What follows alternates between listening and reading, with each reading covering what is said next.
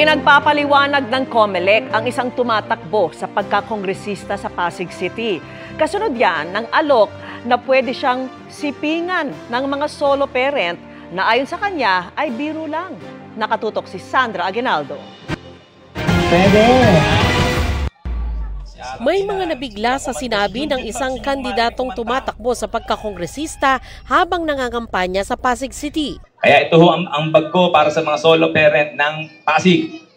Minsan sa isang taon, ang mga solo parent na babae na nireregla pa, Nay, malinaw, nireregla pa, at nalulungkot, minsan sa isang taon, pwedeng sumiping ho sa akin. Ang pahayag na ito ni Attorney Christian Sia umabot sa Commission on Elections o COMELEC. Kaya isang show cause order ang ipinalabas ng COMELEC Task Force SAFE. Pinagpapaliwanag siya sa loob ng 3 araw kung bakit hindi siya dapat masampahan ng reklamong election offense at petition for disqualification. Sa pananaw ng COMELEC, posible raw itong paglabag sa resolusyon ng COMELEC kontra diskriminasyon. Partikular ang probisyon nito kaugnay sa discrimination against women at gender-based harassment. Hindi kami papayag na may mga bastusan dito sa ating pong kampanyahan. Hindi nakakatawa yung biro na ganon. Sapagkat pag walang ginawa ang COMELEC, parang wala naman kaming kwenta. Sa lahat po ng mga iba pang mga kandidato, gawin lang po natin tama ang ating pangangampanya. Fair to everyone.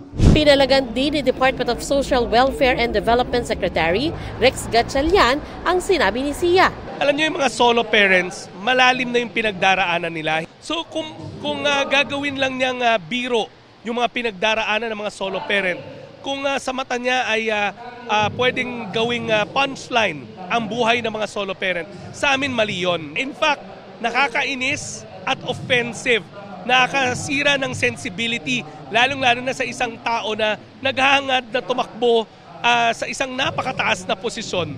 It's really not funny, it's not done in good taste at all. Humarap naman sa media si Sia para magpaliwanag. Sabi niya, biro lang ang sinabi niya. Batid daw niyang nakasakit siya ng damdamin kaya humingi siya ng paumanhin.